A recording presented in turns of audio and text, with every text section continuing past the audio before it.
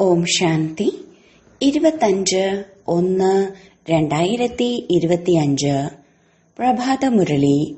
മധുരമായ കുട്ടികളെ, സമർത്ഥനായ വിദ്യാർത്ഥിയായി മാറി നല്ല മാർക്കോടുകൂടി പാസ്സാകുന്നതിനുള്ള പുരുഷാർത്ഥം ചെയ്യണം. അലസരായ വിദ്യാർത്ഥികളാകരുത്. ആരാണോ മുഴുവൻ ദിവസവും മിത്രസമ്പത്തികളെ ഓർമ്മിച്ചുകൊണ്ടിരിക്കുന്നത് അവരാണ് അലസരായവർ. ചോദ്യം: സംഗമത്തിൽ ഏറ്റവും വലിയ ഭാഗ്യശാലികളെന്ന് ആരെയാണ് പറയുക?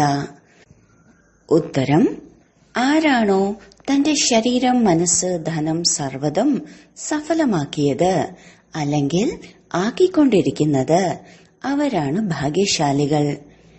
ചില കുട്ടികൾ വളരെയധികം പിശുക്കരാണ്. അവരുടെ ഭാഗ്യത്തിലില്ലെന്നുള്ളത് മനസ്സിലാക്കുവാൻ സാധിക്കുന്നു. വിനാശം തൊട്ടു മുന്നിലാണ്. അതുകൊണ്ട് എന്തെങ്കിലും ചെയ്യണം എന്ന് മനസ്സിലാക്കുന്നില്ല.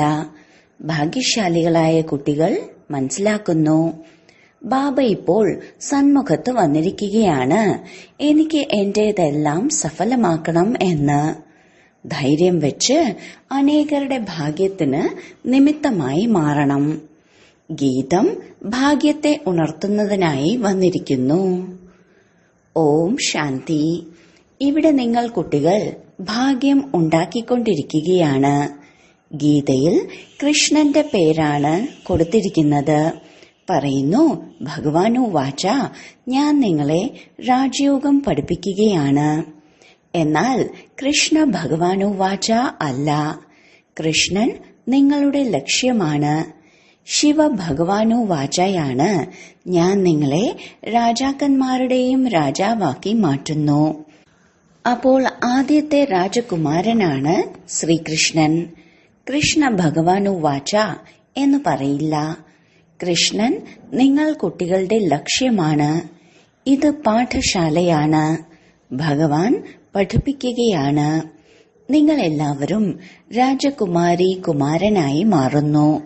ബാബ പറയുന്നു, വളരെ ജന്മങ്ങളുടെ അവസാനത്തെ ജന്മത്തിലാണ് ഞാൻ നിങ്ങൾ കുട്ടികൾക്ക് ജ്ഞാനം കേൾപ്പിക്കുന്നത്, വീണ്ടും ശ്രീകൃഷ്ണന് സമാനമാകുന്നതിന് വേണ്ടി. ഈ പാഠശാലയുടെ ടീച്ചർ ശിവബാബയാണ്, ശ്രീകൃഷ്ണനല്ല. ശിവബാബ തന്നെയാണ് ദൈവിക ധർമ്മത്തിന്റെ സ്ഥാപന ചെയ്യുന്നത്. നിങ്ങൾ കുട്ടികളും പറയുന്നു, ഞങ്ങളിവിടെ ഭാഗ്യമുണ്ടാക്കുന്നതിനായി വന്നിരിക്കുകയാണ്. ആത്മാവിനറിയാം, ഞാൻ പരമപിതാവായ പരമാത്മാവിൽ നിന്നും ഭാഗ്യമുണ്ടാക്കുന്നതിനായി വന്നിരിക്കുകയാണ്. ഇത് രാജകുമാരി കുമാരനായി മാറുന്നതിന്റെ ഭാഗ്യമാണ്, രാജയോഗമല്ലേ. ശിവബാബയിലൂടെ ആദ്യമാദ്യം സ്വർഗത്തിലെ 2 ഇലകളായ രാധയും കൃഷ്ണനും ഉണ്ടാകുന്നു. ഈ ചിത്രം ഉണ്ടാക്കിയിട്ടുള്ളതാണ്. വളരെ ശരിയാണ്. പറഞ്ഞു കൊടുക്കുന്നതിനായി നല്ലതാണ്. ഗീതാജ്ഞാനത്തിലൂടെ തന്നെയാണ് ഭാഗ്യം ഉണ്ടാകുന്നത്. ആദ്യം നിങ്ങളുടെ ഭാഗ്യം ഉണർന്നിരുന്നു, വീണ്ടും മുറിഞ്ഞിരിക്കുകയാണ്. വളരെ ജന്മങ്ങൾക്ക് ശേഷമുള്ള അന്തിമ സമയത്ത് നിങ്ങൾ തീർത്തും തമോപ്രധാനവും യാചകനുമായി തീർന്നിരിക്കുകയാണ്. ഇപ്പോൾ വീണ്ടും രാജകുമാരനായി തീരണം. ആദ്യം രാധയും കൃഷ്ണനുമാണ് ഉണ്ടായിരുന്നത്. അവരുടെ രാജധാനി ഉണ്ടാകുന്നു. രാജധാനിയിൽ ഒരാൾ മാത്രമായിരിക്കില്ലല്ലോ. സ്വയംവരത്തിന് ശേഷം രാധയും കൃഷ്ണനും ലക്ഷ്മി നാരായണനായി മാറുന്നു. നരനിൽ നിന്ന് രാജകുമാരൻ അഥവാ നാരായണനാവുക ഒന്ന് തന്നെയാണ്. നിങ്ങൾ കുട്ടികൾക്കറിയാം, ഈ ലക്ഷ്മി നാരായണൻ സ്വർഗത്തിന്റെ അധികാരികളായിരുന്നു. തീർച്ചയായും സംഗമത്തിൽ തന്നെ സ്ഥാപന ഉണ്ടായിട്ടുണ്ടാകും. അതുകൊണ്ടാണ് സംഗമത്തെ പുരുഷോത്തമ യുഗം എന്ന് പറയുന്നത്. ആദി സനാതന ദേവീദേവതാ ധർമ്മത്തിന്റെ സ്ഥാപനയാണ് ഉണ്ടാകുന്നത്. ബാക്കി മറ്റെല്ലാ ധർമ്മങ്ങളും നശിക്കുന്നു. സത്യുഗത്തിൽ ഒരേയൊരു ധർമ്മമാണ് ഉണ്ടാകുന്നത്. വീണ്ടും ചരിത്രവും ഭൂമിശാസ്ത്രവും ആവർത്തിക്കപ്പെടുന്നു. വീണ്ടും സ്വർഗത്തിന്റെ സ്ഥാപന ഉണ്ടാകുന്നു. എവിടെയാണോ ലക്ഷ്മി നാരായണന്റെ രാജ്യമുണ്ടായിരുന്നത്, സ്വർഗമുണ്ടായിരുന്നത്, അതിപ്പോൾ ശ്മശാനമായിരിക്കുകയാണ്. എല്ലാവരും കാമചിതയിലിരുന്ന് ഭസ്മമായിരിക്കുന്നു. സത്യുഗത്തിൽ നിങ്ങൾ കൊട്ടാരങ്ങൾ ഉണ്ടാക്കുന്നു, അല്ലാതെ ഒരിക്കലും സമുദ്രത്തിന്റെ അടിത്തട്ടിൽ നിന്നും സ്വർണത്തിന്റെ ദ്വാരകയോ ലങ്കയോ പൊങ്ങി വന്നിട്ടില്ല. ദ്വാരക ഉണ്ടാകാൻ സാധ്യതയുണ്ട്, എന്നാൽ ലങ്ക ഉണ്ടാവുകയില്ല. രാമരാജ്യത്തെയാണ് സ്വർണിമയുഗം എന്ന് പറയുന്നത്. സത്യമായ സ്വർണം ഉണ്ടായിരുന്നതെല്ലാം കൊള്ളയടിക്കപ്പെട്ടു പോയി. നിങ്ങൾ മനസ്സിലാക്കുന്നു, ഭാരതം എത്ര സമ്പന്നമായിരുന്നു. ഇപ്പോൾ വളരെ ദരിദ്രമായിരിക്കുകയാണ്. ദരിദ്രമായി എന്ന് എഴുതി വെക്കുന്നത് മോശമൊന്നുമല്ല.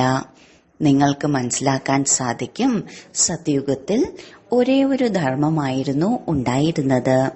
അവിടെ മറ്റൊരു ധർമ്മവും ഉണ്ടാകാൻ സാധ്യതയേയില്ല. ചിലർ ഇത് കേൾക്കുമ്പോൾ പറയാറുണ്ട്, ദേവതകൾ മാത്രമുള്ള രാജ്യം എങ്ങനെ ഉണ്ടാകാനാണ്? അനേകം അഭിപ്രായങ്ങളാണ്. ഒന്നും മറ്റൊന്നുമായി യോജിക്കില്ല. എത്ര അത്ഭുതമാണ്! ഈ നാടകത്തിൽ എത്ര അഭിനേതാക്കളാണ് ഉള്ളത്. ഇപ്പോൾ സ്വർഗത്തിന്റെ സ്ഥാപനയാണ് ഉണ്ടായിക്കൊണ്ടിരിക്കുന്നത്. നമ്മൾ സ്വർഗവാസികളായി മാറുന്നു എന്ന കാര്യം ഓർമ്മയിലുണ്ടെങ്കിൽ തന്നെ ഹർഷിത മുഖത്തോടു കൂടി ഇരിക്കാം. നിങ്ങൾ കുട്ടികൾക്ക് വളരെയധികം സന്തോഷമുണ്ടായിരിക്കണം. നിങ്ങളുടെ ലക്ഷ്യം വളരെ ഉയർന്നതല്ലേ? മനുഷ്യനിൽ നിന്നും ദേവത, അതായത് സ്വർഗവാസിയായി മാറുന്നു. നിങ്ങൾ ബ്രാഹ്മണർക്ക് മാത്രമേ അറിയൂ, സ്വർഗത്തിന്റെ സ്ഥാപന ഉണ്ടായിക്കൊണ്ടിരിക്കുകയാണ്. ഇതും സദാ ഓർമ്മയുണ്ടായിരിക്കണം. പക്ഷെ മായ ഇടയ്ക്കിടെ മറപ്പിക്കുന്നു. ഭാഗ്യത്തിലില്ലെങ്കിൽ ഉയർച്ച ഉണ്ടായിരിക്കുകയില്ല. അസത്യം പറയുന്ന സ്വഭാവം പകുതി കൽപ്പമായി ഉള്ളതാണ്. അത് വിട്ടുപോകുന്നില്ല. അസത്യത്തെയും ഖജനാവെന്ന് മനസ്സിലാക്കുന്നു. ഉപേക്ഷിക്കുന്നില്ലെങ്കിൽ അറിയാൻ കഴിയും, ഇവരുടെ ഭാഗ്യം തന്നെ ഇങ്ങനെയാണ്. ബാബയെ ഓർമ്മിക്കുന്നില്ല. എപ്പോഴാണോ പൂർണമായും മമത്വം ഇല്ലാതാകുന്നത്, അപ്പോഴേ ഓർമ്മയും നിലനിൽക്കൂ. മുഴുവൻ ലോകത്തോടും വൈരാഗ്യം ഉണ്ടായിരിക്കണം. മിത്രസംബന്ധികളെ കണ്ടുകൊണ്ടും കാണാതിരിക്കണം. എല്ലാവരും നരകവാസികളാണ്, ശ്മശാനത്തിൽ വസിക്കുന്നവരാണ് എന്നറിയാം. എല്ലാം നശിക്കാനുള്ളതാണ്. ഇപ്പോൾ നമുക്ക് തിരികെ വീട്ടിലേക്ക് പോകണം. അതുകൊണ്ട് സുഖധാമത്തെയും ശാന്തിധാമത്തെയും ഓർമ്മിക്കണം. നമ്മൾ ഇന്നലെ സ്വർഗവാസികളായിരുന്നു, രാജ്യം ഭരിച്ചിരുന്നു. ഇപ്പോൾ അതെല്ലാം നഷ്ടപ്പെടുത്തി. ഇനി വീണ്ടും നമ്മൾ രാജ്യം നേടുകയാണ്. കുട്ടികൾ മനസ്സിലാക്കുന്നു, ഭക്തിമാർഗത്തിൽ നമുക്ക് തല കുനിക്കേണ്ടി വന്നു, പൈസ ചിലവഴിക്കേണ്ടി വന്നു. നിലവിളിച്ചുകൊണ്ടിരുന്നു, പക്ഷെ ഒന്നും ലഭിച്ചില്ല. ആത്മാവാണ് വിളിക്കുന്നത്, ബാബ വരൂ, സുഖധാമത്തിലേക്ക് കൊണ്ടുപോകൂ. നിങ്ങൾക്കറിയാം, ഇപ്പോൾ ഈ പഴയ ലോകം നശിക്കാനുള്ളതാണ്. ഇത് നമ്മുടെ അന്തിമ ജന്മമാണ്. ഈ സമയത്ത് നമുക്ക് മുഴുവൻ ജ്ഞാനവും ലഭിച്ചിട്ടുണ്ട്. ഈ ജ്ഞാനം പൂർണമായും ധാരണ ചെയ്യണം. ഭൂകമ്പമെല്ലാം പെട്ടെന്നല്ലേ ഉണ്ടാവുക? ഹിന്ദുസ്ഥാന്റെയും പാകിസ്ഥാന്റെയും വിഭജനത്തിൽ എത്ര പേരാണ് മരണമടഞ്ഞത്? നിങ്ങൾ കുട്ടികൾക്ക് ആരംഭം മുതൽ അന്തിമം വരെയുള്ള സർവ്വതും മനസ്സിലാകും. ബാക്കി എന്താണോ ഇനി അറിയാനുള്ളത്, അത് സമയമനുസരിച്ച് നമുക്ക് മനസ്സിലാകും. ഒരേ ഒരു സോമനാഥ ക്ഷേത്രം മാത്രമല്ല സ്വർണം കൊണ്ട് ഉണ്ടാക്കപ്പെട്ടിട്ടുള്ളത്. വേറെയും ധാരാളം പേരുടെ ക്ഷേത്രങ്ങളും കൊട്ടാരങ്ങളുമെല്ലാം സ്വർണം കൊണ്ട് ഉണ്ടാക്കപ്പെട്ടിട്ടുള്ളതാണ്. പിന്നീട് അതിനെല്ലാം എന്ത് സംഭവിച്ചു? എവിടേക്ക് അപ്രത്യക്ഷമായി? ഭൂകമ്പം വന്നപ്പോൾ പുറത്ത് കാണാൻ പറ്റാത്ത വിധത്തിൽ ഉള്ളിലേക്ക് പോയോ? ഉള്ളിലിരുന്ന് ജീർണിച്ചു പോവുകയാണോ? എന്താണ് സംഭവിക്കുന്നത്? ഇനി മുന്നോട്ടു പോകവേ നിങ്ങൾക്ക് ഇതെല്ലാം അറിയാനാകും. സ്വർണിമ ദ്വാരക ഉള്ളിലേക്ക് പോയി എന്ന് പറയുന്നുണ്ട്. നിങ്ങളിപ്പോൾ പറയും, ഡ്രാമയനുസരിച്ച് അത് താഴേക്ക് പോയി, പിന്നീട് മുകളിലേക്ക് കയറി വരും. അതും വീണ്ടും ഉണ്ടാക്കേണ്ടി വരും. ഈ ചക്രം ബുദ്ധിയിൽ സ്മരിച്ചുകൊണ്ട് വളരെ സന്തോഷത്തിലിരിക്കണം. ഈ ചിത്രം പോക്കറ്റിൽ ഉണ്ടായിരിക്കണം. അതായത് ലക്ഷ്മി നാരായണന്റെ ചിത്രം. ഈ ബാഡ്ജ് സേവനത്തിന് വളരെ യോഗ്യമാണ്. എന്നാൽ ബാബ പറയുന്നത്ര സേവനം ആരും തന്നെ ചെയ്യുന്നില്ല. നിങ്ങൾ കുട്ടികൾക്ക് ട്രെയിനിലും വളരെയധികം സേവനം ചെയ്യാൻ സാധിക്കും. എന്നാൽ ട്രെയിനിൽ എന്തെല്ലാം സേവ ചെയ്തു എന്നുള്ളത് ആരും തന്നെ ബാബയ്ക്ക് എഴുതുന്നില്ല. 3rd ക്ലാസ്സിലും സർവീസ് ചെയ്യാൻ സാധിക്കുന്നു. ആരെല്ലാമാണോ കൽപ്പം മുൻപ് മനസ്സിലാക്കിയിട്ടുള്ളത്, ആരാണോ മനുഷ്യനിൽ നിന്നും ദേവതയായത്, അവരെ ഇതെല്ലാം മനസ്സിലാക്കൂ. മനുഷ്യനിൽ നിന്ന് ദേവത എന്ന മഹിമയുണ്ട്. അല്ലാതെ മനുഷ്യനിൽ നിന്നും ക്രിസ്ത്യാനി, മനുഷ്യനിൽ നിന്ന് സിഖ് എന്നല്ല. മനുഷ്യനിൽ നിന്നും ദേവതയാകുക അർത്ഥം ആദി സനാതന ദേവതാധർമ്മത്തിന്റെ സ്ഥാപന ഉണ്ടാവുകയാണ്. ബാക്കി എല്ലാവരും അവനവന്റെ ധർമ്മത്തിലേക്ക് പോകുന്നു. ഏതെല്ലാം ധർമ്മങ്ങൾ എപ്പോഴെല്ലാം സ്ഥാപിക്കപ്പെട്ടു എന്ന് വൃക്ഷത്തിൽ കാണിച്ചിട്ടുണ്ട്. ദേവതകളാണ് ഹിന്ദുക്കളായത്. ഹിന്ദു ധർമ്മത്തിൽ നിന്നും പിന്നീട് മറ്റ് ധർമ്മത്തിലേക്ക് പരിവർത്തനപ്പെട്ടു പോയി. തന്റെ ശ്രേഷ്ഠ ധർമ്മത്തെയും കർമ്മത്തെയും ഉപേക്ഷിച്ച് മറ്റ് ധർമ്മങ്ങളിലേക്ക് പോയ ധാരാളം പേർ ഉണ്ടാകും. അവർ പിന്നീട് ഇങ്ങോട്ട് വരിക തന്നെ ചെയ്യും. അവസാനം കുറച്ചുപേർ വന്നവരെല്ലാം തന്നെ പ്രജകളിലേക്ക് പോകുന്നു.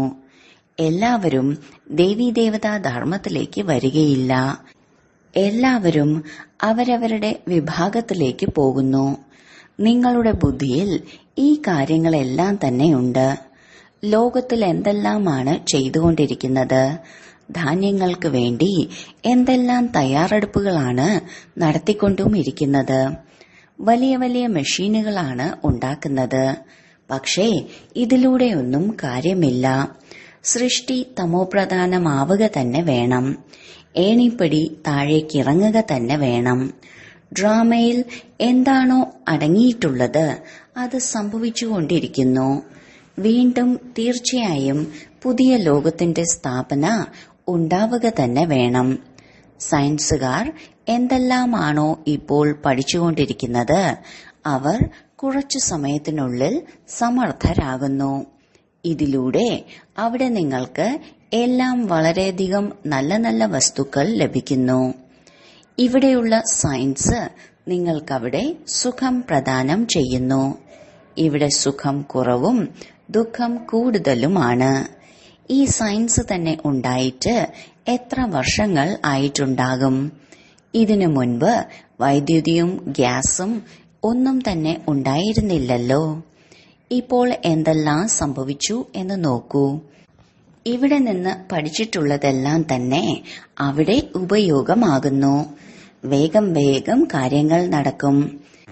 ഇവിടെ നോക്കൂ, കെട്ടിടങ്ങളെല്ലാം എത്ര വേഗത്തിലാണ് ഉണ്ടാക്കുന്നത്. എല്ലാം തയ്യാറാക്കി വെക്കുന്നു. എത്ര നിലകളാണ് ഉണ്ടാക്കുന്നത്. അവിടെ ഇത്രയും നിലകളുള്ള കെട്ടിടങ്ങളൊന്നും ഉണ്ടാകില്ല. അവിടെ എല്ലാവർക്കും അവരവരുടേതായ കൃഷിസ്ഥലങ്ങൾ ഉണ്ടാകും. നികുതി ഒന്നും തന്നെ അടയ്ക്കേണ്ടി വരില്ല. അവിടെ അളവറ്റ ധനമുണ്ടാകും. ഭൂമിയും ധാരാളമുണ്ടാകും. നദികൾ ഉണ്ടാകുമെങ്കിലും അവിടെ കനാലുകളൊന്നും ഉണ്ടാകില്ല. അതെല്ലാം പിന്നീടാണ് കുഴിക്കുന്നത്. കുട്ടികൾക്ക് എത്ര സന്തോഷമുണ്ടായിരിക്കണം. നമുക്ക് ഡബിൾ എഞ്ചിനാണ് ലഭിച്ചിരിക്കുന്നത്. പർവ്വതത്തിന് മുകളിലേക്ക് കയറുന്ന ട്രെയിനിന് ഡബിൾ എഞ്ചിൻ ഉണ്ടാകും. നിങ്ങൾ കുട്ടികളും ബാബയ്ക്ക് ഓരോ കൈവിരൽ സഹായം നൽകുന്നുണ്ടല്ലോ. നിങ്ങൾ എത്ര കുറച്ചു പേരാണുള്ളത്. നിങ്ങളുടെ മഹിമയാണ് പാടപ്പെട്ടിട്ടുള്ളത്. നമ്മൾ ഈശ്വരീയ സേവകരാണെന്നുള്ളത് നിങ്ങൾക്കറിയാം. ശ്രീമതമനുസരിച്ച് സേവനം ചെയ്തുകൊണ്ടിരിക്കുകയാണ്. ബാബയും സേവനം ചെയ്യുന്നതിനായി വന്നിരിക്കുകയാണ്.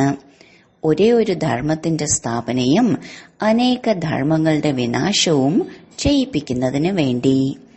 കുറച്ചുകൂടി മുന്നോട്ടു പോകുന്തോറും ധാരാളം പ്രശ്നങ്ങൾ ഉണ്ടാവുക തന്നെ ചെയ്യും. ഇപ്പോഴും ഭയമുണ്ട്. യുദ്ധം തുടങ്ങി ബോംബുകൾ വർഷിക്കപ്പെടുമോ? അഗ്നി ബാധിക്കുന്നു.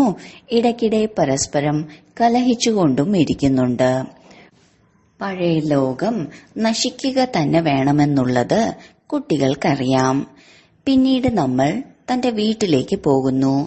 ഇപ്പോൾ 84 ജന്മങ്ങൾ പൂർത്തിയായി. എല്ലാവരും ഒരുമിച്ചാണ് വീട്ടിലേക്ക് പോകുക. നിങ്ങളിലും വളരെ കുറച്ചു പേർക്ക് മാത്രമേ ഈ കാര്യങ്ങളെല്ലാം ഇടയ്ക്കിടയ്ക്ക് ഓർമ്മയുണ്ടാകൂ. ഡ്രാമയനുസരിച്ച് സമർത്ഥരായ വിദ്യാർത്ഥികളും അലസരായ വിദ്യാർത്ഥികളും 2 പ്രകാരത്തിലുള്ളവരും ഉണ്ട്. സമർത്ഥരായവർ നല്ല മാർക്കോടുകൂടി പാസ്സാകുന്നു. അലസരായവർ മുഴുവൻ ദിവസവും കലഹിച്ചുകൊണ്ടിരിക്കുന്നു. അവർ ബാബയെ ഓർമ്മിക്കുകയില്ല. അവർ മുഴുവൻ ദിവസവും മിത്രസംബന്ധികളെ ഓർമ്മിച്ചുകൊണ്ടിരിക്കുന്നു. ഇവിടെയാണെങ്കിൽ നിങ്ങൾക്ക് സർവ്വതും മറക്കേണ്ടതായി ഉണ്ട്. നമ്മൾ ആത്മാക്കളാണ്. ഈ ശരീരമാകുന്ന വാൽ തൂങ്ങിക്കിടക്കുകയാണ്. നമ്മൾ കർമാതീത അവസ്ഥ പ്രാപിക്കുമ്പോൾ ഈ വാൽ ഇല്ലാതാകും. കർമാതീത അവസ്ഥ പ്രാപിച്ചാൽ ഈ ശരീരത്തിൽ നിന്ന് മുക്തമായി തീരാൻ സാധിക്കും. ഈ ഒരു ചിന്ത മാത്രമാണ് ഉണ്ടാകേണ്ടത്. ഇതിനുവേണ്ടി തീർച്ചയായും പ്രയത്നിക്കണം. ശ്യാമനിൽ നിന്ന് സുന്ദരനായി തീരണം. പ്രദർശനിയിൽ നോക്കൂ, നമ്മൾ എത്രയാണ് പ്രയത്നിക്കുന്നത്. ഭോപ്പാലിലുള്ള മഹേന്ദ്രൻ എത്ര ധൈര്യമാണ് കാണിച്ചത്.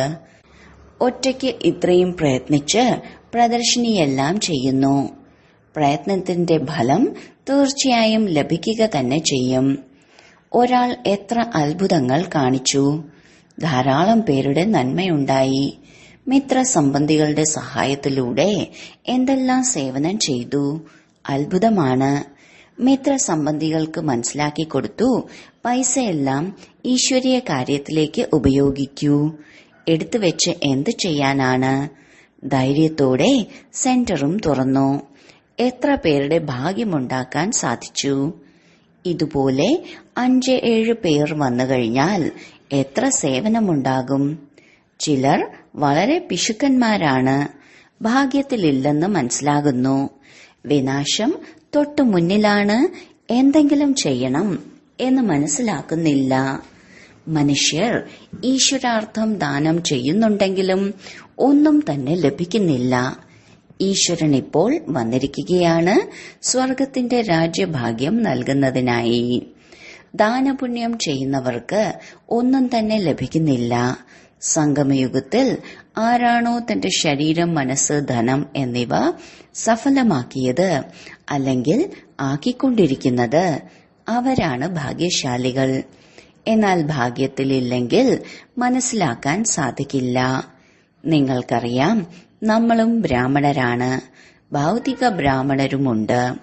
എന്നാൽ നമ്മൾ പ്രജാപിത ബ്രഹ്മകുമാർ കുമാരിമാരാണ്. മറ്റു ബ്രാഹ്മണർ ധാരാളം പേരുണ്ട്.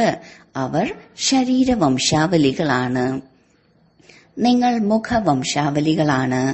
ശിവജയന്തി ഉണ്ടാകുന്നത് സംഗമത്തിലാണ്. ഇപ്പോൾ ബാബ സ്വർഗത്തിന്റെ സ്ഥാപനയ്ക്കായുള്ള മന്ത്രം നൽകുകയാണ്. മന്മന ഭവ. എന്നെ ഓർമ്മിക്കുകയാണെങ്കിൽ പവിത്രമായി പവിത്ര ലോകത്തിന്റെ അധികാരിയായി തീരുന്നു. ഇതുപോലെ യുക്തിപൂർവം നോട്ടീസ് അച്ചടിക്കണം. ലോകത്തിൽ എത്ര പേരാണ് മരണമടയുന്നത്? എവിടെയെങ്കിലും ആരെങ്കിലും മരിക്കുകയാണെങ്കിൽ അവിടെ ഈ നോട്ടീസ് വിതരണം ചെയ്യണം. എപ്പോഴാണോ ബാബ വരുന്നത് അപ്പോഴാണ് പഴയ ലോകത്തിന്റെ വിനാശം സംഭവിക്കുന്നത്. അതിനുശേഷം സ്വർഗത്തിന്റെ വാതിൽ തുറക്കുന്നു. അഥവാ ആരെങ്കിലും സുഖധാമത്തിലേക്ക് പോകാൻ ആഗ്രഹിക്കുന്നുവെങ്കിൽ അവർക്കുള്ള മഹാമന്ത്രമാണ് മന്മന ഭവ. ഇതുപോലെ മനോഹരമായി അച്ചടിച്ച നോട്ടീസ് എല്ലാവരുടെ പക്കലും ഉണ്ടായിരിക്കണം. ശ്മശാനത്തിൽ പോലും വിതരണം ചെയ്യുവാൻ സാധിക്കും. കുട്ടികൾക്ക് സേവനത്തിനായുള്ള താൽപര്യം ഉണ്ടായിരിക്കണം. സേവനത്തിനായുള്ള യുക്തികൾ ധാരാളം ബാബ പറയുന്നുണ്ട്. ഇത് നല്ല രീതിയിൽ എഴുതി വെക്കണം. ലക്ഷ്യം എഴുതി വെച്ചിട്ടുണ്ട്.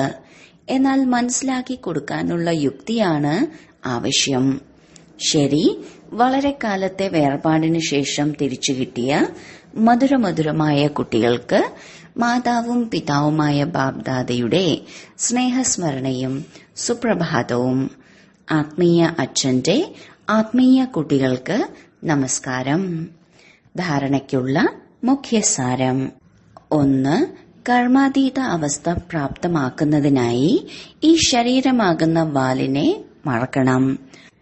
ഒരേ ഒരു ബാബയെ കൂടാതെ മിത്രസംബന്ധികളെ ഒന്നും തന്നെ ഓർമ്മ വരരുത്. ഈ കാര്യത്തിൽ പ്രയത്നിക്കണം. 2. ശ്രീമതമനുസരിച്ച് ഈശ്വരീയ സേവകരായി മാറണം. ശരീരം, മനസ്സ്, ധനം സർവ്വതും സഫലമാക്കി തന്റെ ഭാഗ്യം ഉയർന്നതാക്കി മാറ്റണം. വരദാനം. കർമ്മഭോഗങ്ങളാകുന്ന പരിതസ്ഥിതികളുടെ ആകർഷണങ്ങളെ പോലും സമാപ്തമാക്കുന്ന സമ്പൂർണ്ണ നഷ്ടമോഹയായി ഭവിക്കട്ടെ. പ്രകൃതിയിൽ നിന്നുമുണ്ടാകുന്ന പരിതസ്ഥിതികൾ ഇപ്പോഴും താങ്കളുടെ അവസ്ഥയെ കുറച്ചൊക്കെ തന്റെ നേർക്ക് ആകർഷിക്കുന്നുണ്ട്. ഏറ്റവും കൂടുതലായി തന്റെ ദേഹത്തിന്റെ കർമ്മക്കണക്കുകളാണ്.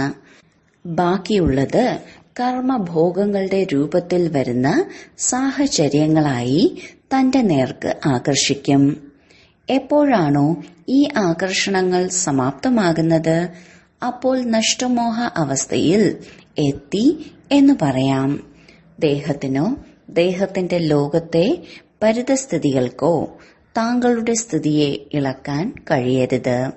ഇതാണ് സമ്പൂർണ്ണ അവസ്ഥ. എപ്പോൾ അങ്ങനെയുള്ള അവസ്ഥയിലേക്ക് എത്തിച്ചേരുന്നുവോ അപ്പോൾ സെക്കൻഡിൽ മാസ്റ്റർ സർവശക്തിവാന്റെ സ്വരൂപത്തിൽ സഹജമായി സ്ഥിതി ചെയ്യാൻ കഴിയും. സ്ലോഗൻ. പവിത്രതയുടെ വ്രതമാണ് ഏറ്റവും ശ്രേഷ്ഠമായ സത്യനാരായണ വ്രതം. ഇതിൽ തന്നെയാണ് അതീന്ദ്രിയ സുഖം അടങ്ങിയിട്ടുള്ളത്. തന്റെ ശക്തിശാലിയായ മനോസ്ഥിതിയിലൂടെ സകാശ് നൽകുന്ന സേവനം ചെയ്യൂ. മനസാ സേവനം പരിധിയില്ലാത്ത സേവനമാണ്. താങ്കൾ എത്രത്തോളം മനോസ്ഥിതിയിലൂടെയും വാക്കുകളിലൂടെയും സ്വയം സിമ്പിൾ ആയി മാറുമ്പോൾ സാമ്പിളിനെ നോക്കി മറ്റുള്ളവർ താനെ ആകർഷിതരാകും. ഏത് സ്ഥൂലകാര്യം ചെയ്യുമ്പോഴും മനസ്സിലൂടെ വൈബ്രേഷൻസ് പരത്തുന്ന സേവനം ചെയ്യൂ. എങ്ങനെയാണോ ബിസിനസ്സുകാർ സ്വപ്നം പോലും ബിസിനസിനെ പറ്റി മാത്രം കാണുന്നത്, അതുപോലെ താങ്കളുടെ ജോലിയാണ് വിശ്വമംഗളം ചെയ്യുക. ഇതാണ് താങ്കളുടെ ജോലി. ഈ ജോലിയെ ഓർമ്മയിൽ വെക്കുകയാണെങ്കിൽ സദാ സേവനത്തിൽ ബിസിയായി ഇരിക്കാൻ സാധിക്കും. ഓം ശാന്തി.